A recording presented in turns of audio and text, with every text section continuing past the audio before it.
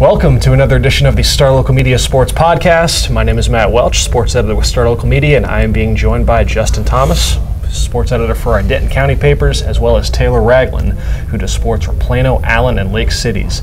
Hope everybody had a good 4th of July. Thank you for checking out this edition of the podcast. So, gentlemen, let's answer a couple more questions. Let's pull two more entries from our ongoing summer question series and find just another way to attack the upcoming 2018-19 athletics year.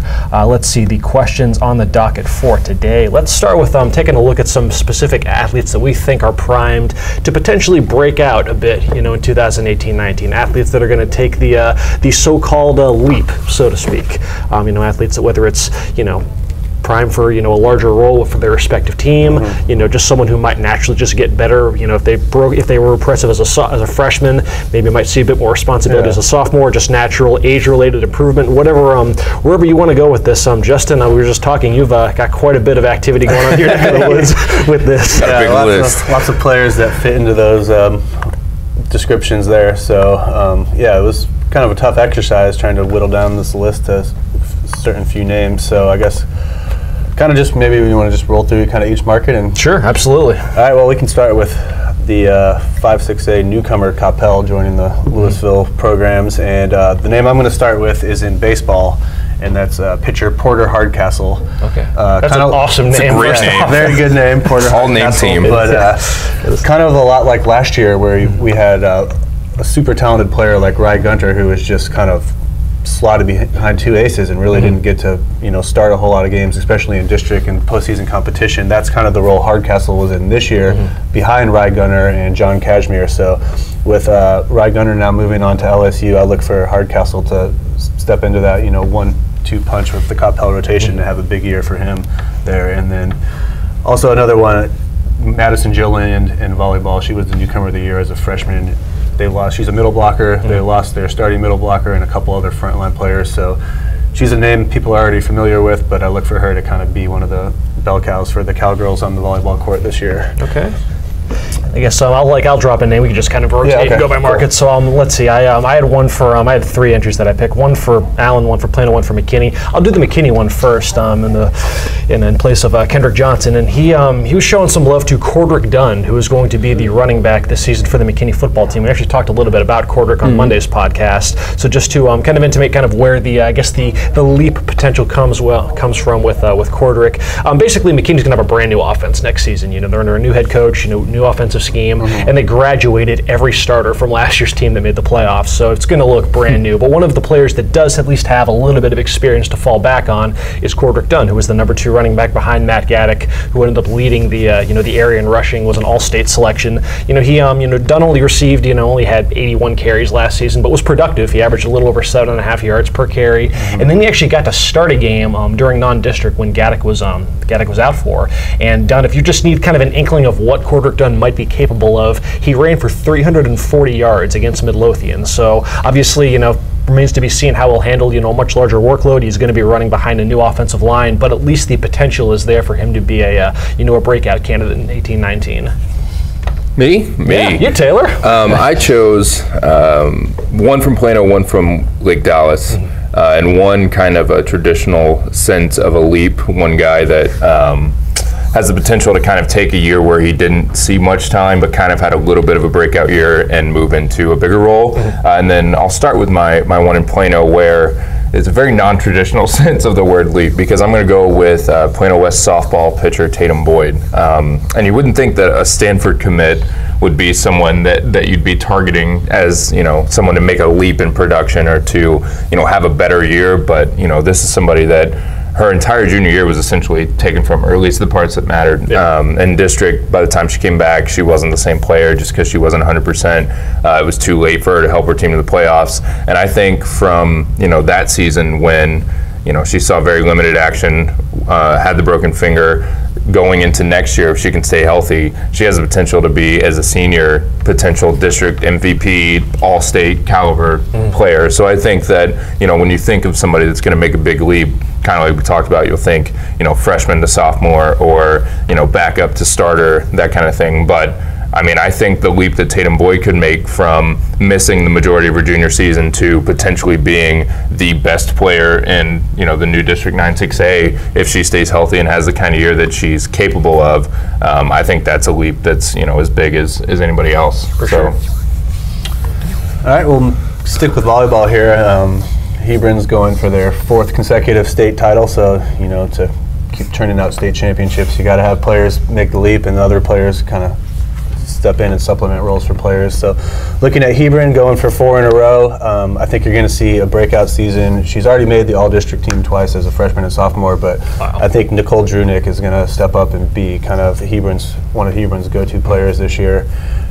She plays all the rotations on the court. She has the size. She's a big hitter, but she can also be a very good passer, very good defensive. So she can do a little bit of everything there, and I think she's going to kind of make that step from, second team, first team type player as a underclassman to a definite superlative candidate this year. And then another name to look out for is a freshman. Fans of Hebron from the 2010 championship team remember Brittany Sample. She was their all-district, all-state caliber setter. I think she went to West Virginia maybe. But she has a sister, Harmony, that's coming in and talking to Coach Keeney there. Pretty good chance she's going to be on the varsity and will be a contributor right off the bat. So look out for Harmony Sample to kind of make her name known this year as a freshman for Hebron there. Okay.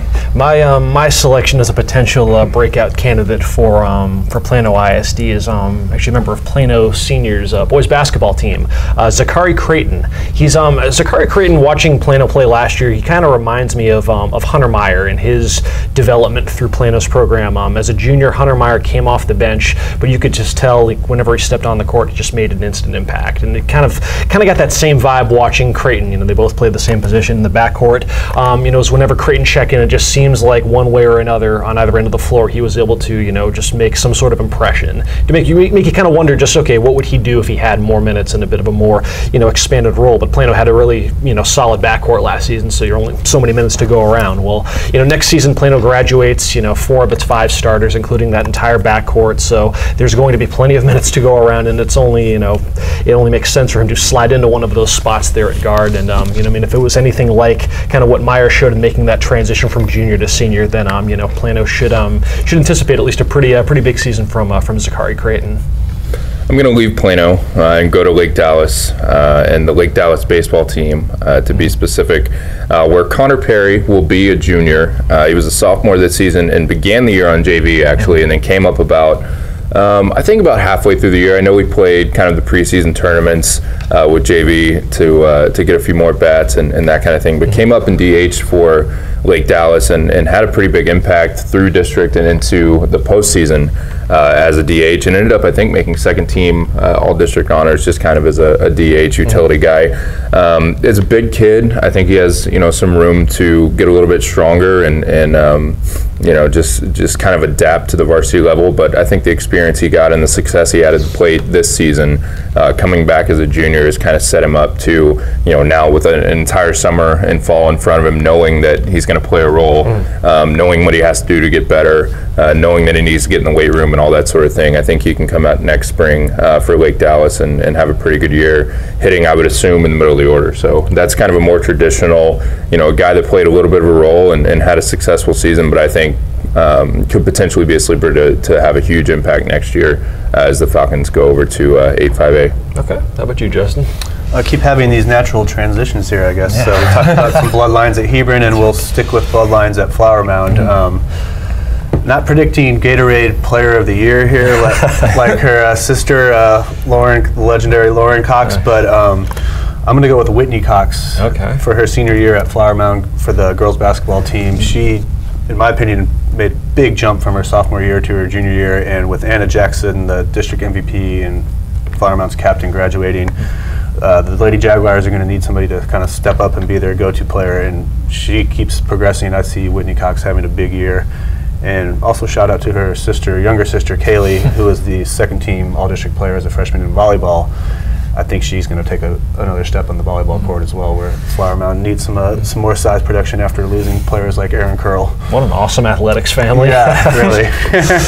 I'll stick with that kind of that same vein for a girls basketball selection. My pick for Allen is post Zoe McCrary for the Lady Eagles basketball team. I think that next season with what Allen is losing in its both from a scoring standpoint and just in its front court in general, most notably graduating players like Sydney Hardiman and Claire Bentley. Zoe McCrary, I should say, started for Allen last year and has a chance to really kind of undertake a much larger role for this team. She's got a size advantage over the majority of the rest of District 9-6A, and she had a chance. I mean, she was only 5th in scoring. Allen was a really balanced team last year, so the scoring numbers won't just completely jump off the page for anybody on that team. She was 2nd in rebounding, 2nd in blocks.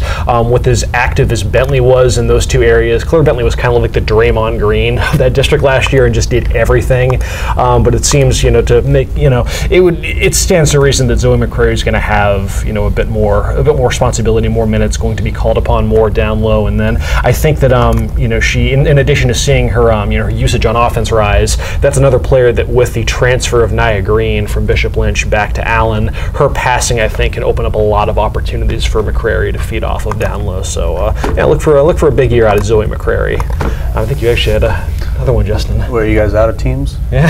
I mean, I can talk. I can talk about. I mean, I can quickly mention, I guess, from Plano West baseball, stick in the realm of baseball. Go for it. Jacob Stevens was a freshman outfielder that saw a little bit of time this year and is a pretty good athlete, plays football as well. And I think they expect him to come out for the football team and maybe make an impact there this year as well. But just another guy that's really, really young and hasn't matured and developed into his body yet. So I think that next year he's fast and he contributed a little bit this season and had some pretty good games and at bats for West. So I could see him taking another step forward next year and holding down a spot in the outfield, or at the very least being pretty reliable coming off the bench in some of those midweek games and that sort of thing. So.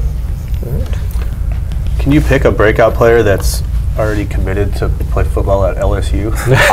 Tatum Boyd's going to Stanford. Tatum Boyd's going to Stanford to play softball, so sure. Well, surprisingly make enough, the case. Marcel Brooks over at Marcus wasn't an all-district selection last year. He's one of the top recruits as a linebacker. Yeah. How is that possible? Maybe just missing games and stuff like that. Yeah. But yeah, he wasn't on the team, so I would be shocked if he's not an all-district player. I just imagine to run amok on the field and just cause chaos for. You're talking one of the best linebackers in the state, potentially. So I think definitely he's going to have a huge year for Marcus. And then also girls basketball, Evie Goetz was the newcomer of the year for the Marcus's girls basketball team last year, and she was just a freshman. I think she's going to get even better. She can do a little bit of everything. Really good shooter, and I expect her to just kind of take on a bigger role there for Marcus's girls team as well. How about for Lewisville? Lewisville, we have a couple freshmen that were awesome in basketball. Kylan Green on the boys' side and Layla Lawrence on the girls' side. We'll go with Kylan's pretty awesome. He's kind of a do-it-all point guard. But Layla Lawrence just had a huge impact on Lewisville's girls' team in the post last year. She was actually missed the playoff game against Allen. I tend to think if she was there, they might have won that game and kept going. But she had a great freshman season, and I look for her to do big things next year for the Lady Farmers. Alrighty, let's look at some players that we think are primed to make a leap in 2018-19. Some potential breakout candidates for the upcoming school year. So in a moment, we will actually shift from talking about individual athletes to talking about athletic programs as a whole, and just kind of some comparisons head-to-head on who we think is going to have the better athletics year in 18-19, and we will get to that after a word from this sponsor. Today's Student Athlete Spotlight is brought to you by Bavarian Grill, authentic Bavarian food and beer garden. Listed by the Zagat survey as the highest rated German restaurant in Texas for 12 years in a row. 12 years! That's 3 presidential terms. You can enjoy traditional and authentic spring favorites now. Everything from appetizers like slow roasted ham hock and potato pancakes to entrees like bratwurst or breaded schnitzel. Bring your whole family for lunch and dinner. They are open Tuesday through Saturday, located off Parker and Highway 75 in Plano. Bavarian Grill. And now, let's get back to the podcast.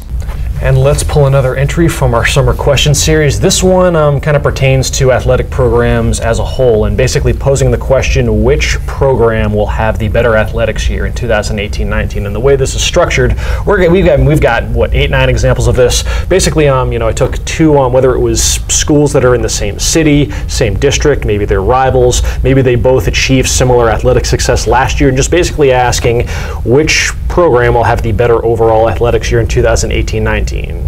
School A or School B? So School B. School B. Let's see how many School Bs we get. Let's start with you, Tim. Actually, you had one that was basically a three school question. Yep. Plano ISD, Plano Senior, Plano East, or Plano West. Which one will have the best athletics year next season? I think your guess is as good as mine with the PISD schools, because I mean, as soon as you think you have it nailed down, as soon as you think you line up all the sports and you say, this school had X success and has Y coming back, so they're certainly going to be at the top. Somebody will do something crazy and haul off and win a district that you didn't expect them to, and just kind of throw it all away. But tentatively, I think that Plano Senior is probably set up for another good run.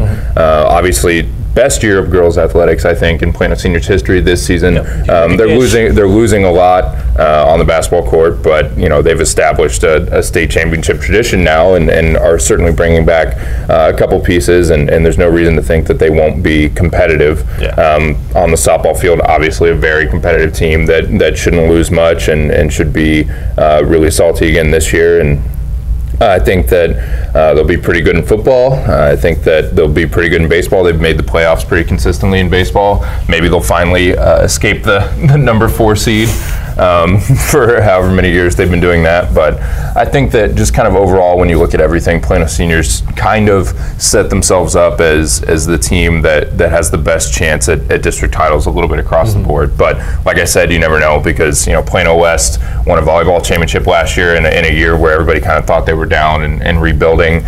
They should come back good again, because the whole reason that everybody thought they may not do well is because they were young. So they're returning basically everything from their district championship team. They're always really good in the more individual sports, golf, tennis, those kind of things, which kind of evens the balance a little bit with Plano Senior. And then Plano East, I feel like Plano East is kind of in a position to not be as competitive across the board as the other two right now. I think there's some down programs at Plano East. The baseball team is young and not very good right now. The softball team really missed an opportunity last season, and I think may have a little bit of a down year this coming up year, because I think they're losing a couple more pieces than some of the other teams in the district are. Obviously, Plano just had a run to the state semifinals, and West, I think, is primed for a little bit of a rebound year, and theirs was a little bit more of an anomaly maybe than East was, a missed chance. But with that said, I mean, Plano East boys soccer is good right now. Football team could be the best of the three? Yeah, the football team, I think, should be the best of the three. If everything, even though they were 3-7 last year, if everything kind of pans out the way that Coach McCullough thinks it will, and the way that it's shaping up to be, especially on offense, they could easily be the best of the three and be a playoff team in 9-6A. So it's really tough. I mean, right now, I think just based on the year that Plano Senior just had and what's coming back, I think I'll tentatively say Plano Senior, but I mean, who knows? It's PISD, and those three schools always have the potential to jump up and do crazy things and reassert their dominance out of nowhere, kind of, it seems. So who knows? Let's look at another comparison between two schools that are steeped in city rivalry tradition: Flower Mound and Marcus. JT, which one will have the better athletics year? Oh man, I'm gonna pick Flower Mound, but there's not much separating these two. Fortunate enough to be able to, they both do so well that they pop up in the Lone Star Cup standings, but only 4 points separated them last year, so can't really take too much from that other than the fact that they're both good all-around programs. I just think Flower Mound's the sports where I would give Flower Mound the edge. I think they're a little stronger than Marcus. You look at cross country and golf, like those teams beat each other every week. Like one of them's winning, so like how can you project who's going to be better overall when it was tough to project from district to regionals to state? Because we're making you have to. Yeah. No, I don't have to pick each individual sport though. I just have to pick overall. Flower Mound's very good in boys basketball and girls basketball. I think they're a cut above Marcus pretty clearly in both of those sports, and I think where a lot of the sports are really close, I think you can give a legitimate edge to Flower Mound in basketball and girls basketball, and I think the runs that those teams could have in the playoffs and possibly getting district championships is what I think would make the difference between Flower Mound and Marcus. Because like I said, some of the other sports, you can give the edge to Marcus maybe in soccer and boys soccer and girls soccer. Baseball, they're they're both so awesome. Football, they're real close. So I think it's going to be a really close race again, and I'll give a slight edge to Flower Mound on the strength of their basketball teams. Okay. I'll take the baton for another city rivalry steeped comparison, McKinney versus McKinney Boyd. Last year, I think that McKinney actually did a pretty good job to close the gap. Boyd has traditionally been the stronger overall athletics program, but McKinney really made an impressive push with the job that they did on making the playoffs in football, in boys basketball, and in girls basketball. 3 sports where Boyd missed the postseason. But the thing is, looking ahead to 2018-19, those same playoff teams from McKinney, they were fairly reliant on some pretty impressive senior classes, and that's a big. I mean, that's going to be tough to replace. Not saying it can't be done, but at least if you're just going to kind of project, it's only fair to expect those programs like the football team, like the girls basketball team, to take a bit of a step back without that steeped proven senior leadership. So in that case, I think that Boyd stands to probably separate a bit more. This season Boyd should remain pretty consistent across the board. Plus, one thing that I noticed in just researching like previous all-district lists, McKinney Boyd actually had 4. They received the Newcomer of the Year superlative in 4 sports in District 6XA. Football with Colin Drake, baseball Tyler Collins, softball Kinsey Cackley, and boys soccer Evan Connors. So the youth is very much kind of showing out quite a bit at McKinney Boyd. And I think that there should be. Well, I think that McKinney closed the gap quite a bit last year. I think that Boyd stands to really kind of widen that gap back up to where it's kind of has been in recent years. Not really my beats either, but just in kind of what I've followed gathering, it seems like Boyd's a little stronger than McKinney in a lot of the non-team sports like the golf. Golf had a really good year in golf. In both boys and girls golf. So.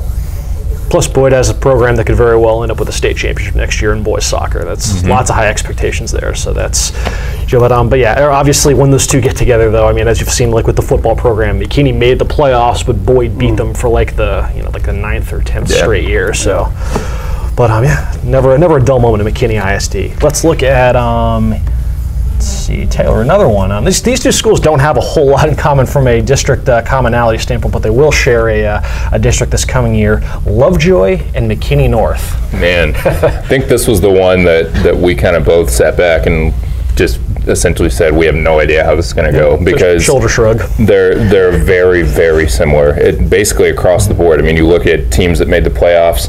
Lovejoy softball is always strong. McKinney North is catching up a little bit, but I think had a pretty good season last year. The McKinney North baseball team was down, which is uncharacteristic for them.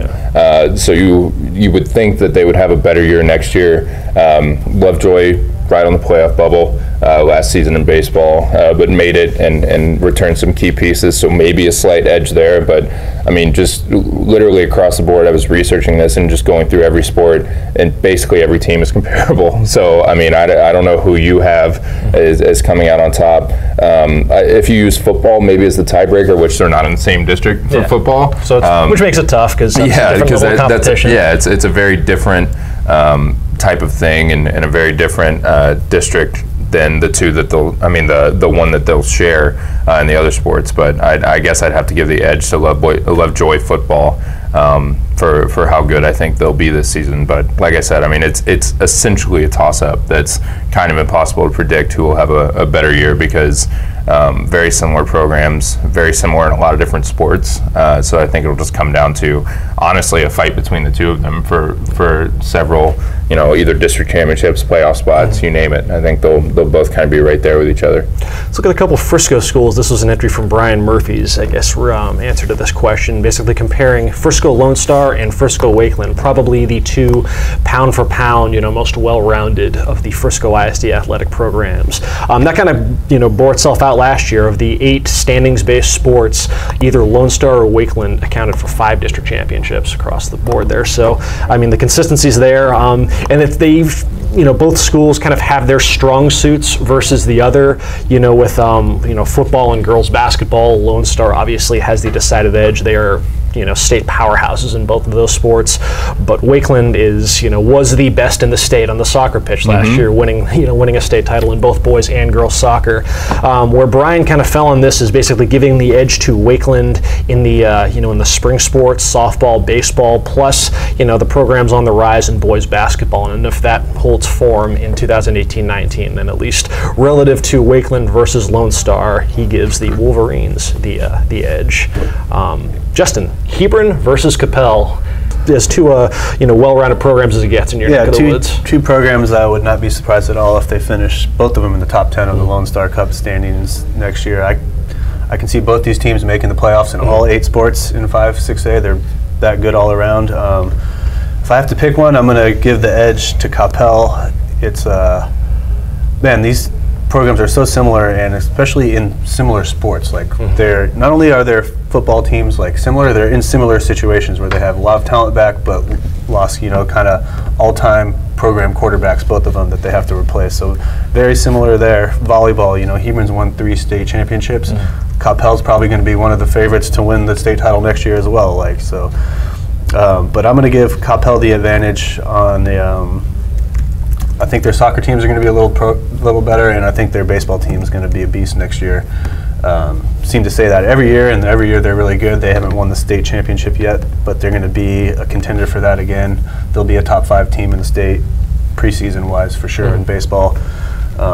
Softball, Coppell's very good. Hebron's very good. I think those are 2 contenders for district titles. Hebron's got a stellar cross-country program, but Coppell's really on the rise there.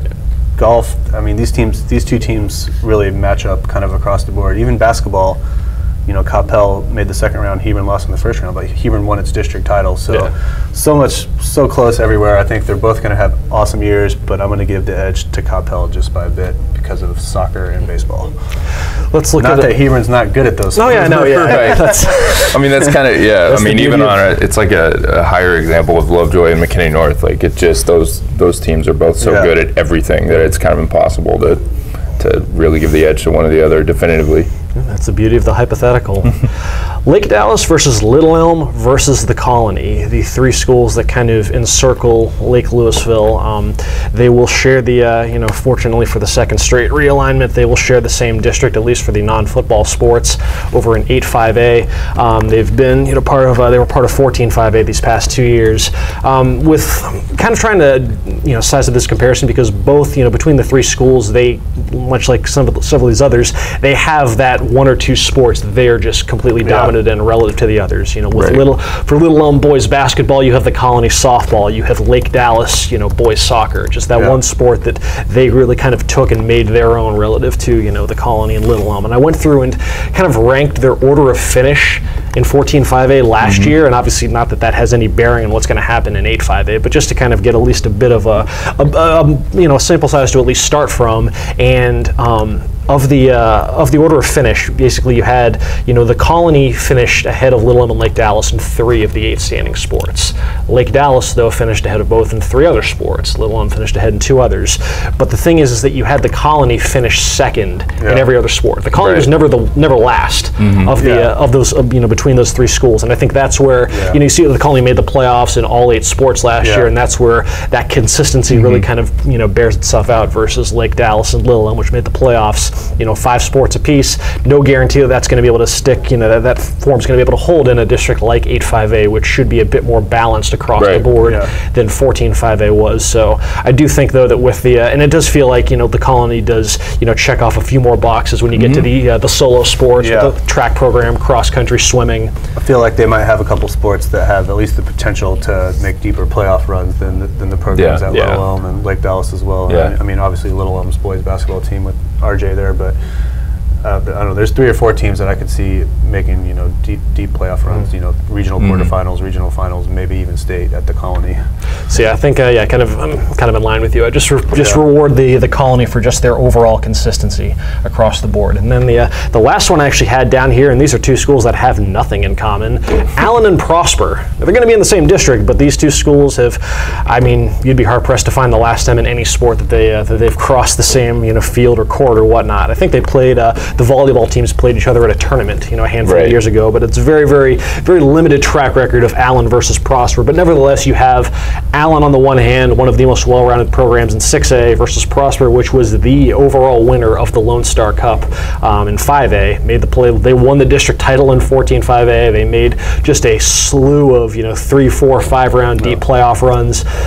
They're going to be in the same district this year. So how does the the heavyweight in one class when you say stack win up? the district title in 14-5A, you mean just pick a sport, they won the district title? Pretty much. Yeah, literally. It was Prosper. I mean, it was kind of like Allen in 6A in football. It was, okay, Prosper, you just pencil them into one, and then everybody else just kind of falling behind however you're going to do it. But yeah, Prosper was clearly ready to move up. So yeah, how does the heavyweight in one class stack up versus the heavyweight in another class? I don't think Prosper is going to be as overwhelmed by the transition, at least in some sports. The sports that are a bit more reliant on depth, that might catch up with them a little bit more. But I do think there's plenty to suggest that like the volleyball team should be able to, the baseball team I think will be very competitive. Build off of its state championship last year. There are going to be programs where Prosper is a playoff regular. Obviously, to expect them to make the playoffs in all 8 standing sports, that's going to be a bit of a tough call. But same applies for Allen. Allen made the playoffs in all of the 8 standing sports last year in 6XA, but they did have a couple that went right down to that last night, like in boys soccer and in softball.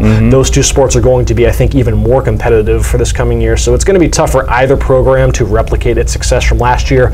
But you just kind of got to go with the proven commodity here. While I don't think that Prosper is going to be overwhelmed by the move to 9-6A and Class 6A in general, I know that Allen isn't going to be overwhelmed. Allen has shown time and time again that they are a cut above most athletic programs in the state. So I give the nod to Allen. It's tough to find a doppelganger for Allen in this exercise. Yeah. So, but yeah, for the sake of comparing them and Prosper, it's an interesting comparison, and I think you're right that Prosper will adapt more quickly than we've seen other teams making the jump. I think that, like you said, I think Prosper soccer will be essentially fine. I think Prosper baseball and softball will be essentially fine, but there's just so many kids at Allen. There's just so much depth and so much history and so many competitive teams that it's tough to. I mean, we could be having a different conversation, next spring, but this year I think you can't possibly go with Prosper just when you know what Allen has. And Allen is strong in so many of those individual sports as well. The tennis program went to the regional finals last year. Swimming program swept the district titles. Boys track team has won 3 straight district titles. They perennially get kids to the state meets and all those. So yeah, just got to side with Allen for this one. No shame, Prosper. Let's see. So that's and that'll just about do it. That's a look at a couple more questions from our ongoing summer question series. You can actually check out these installments in their entirety at starlocalmedia.com. Otherwise, that'll do it for this edition of the podcast. Justin, Taylor, appreciate y'all for tagging along. We will be back on Monday to start actually breaking in a new project that we do every summer here. We're going to talk some varsities. What does that word mean? That's not even a word. We'll explain to you what it means and what we've got planned for the rest of the month for Monday's edition of the podcast. Y'all check that out when the time comes. Otherwise, this has been Matt Welch with Star Local Media. Y'all enjoy the rest of your week, and we will talk to y'all later.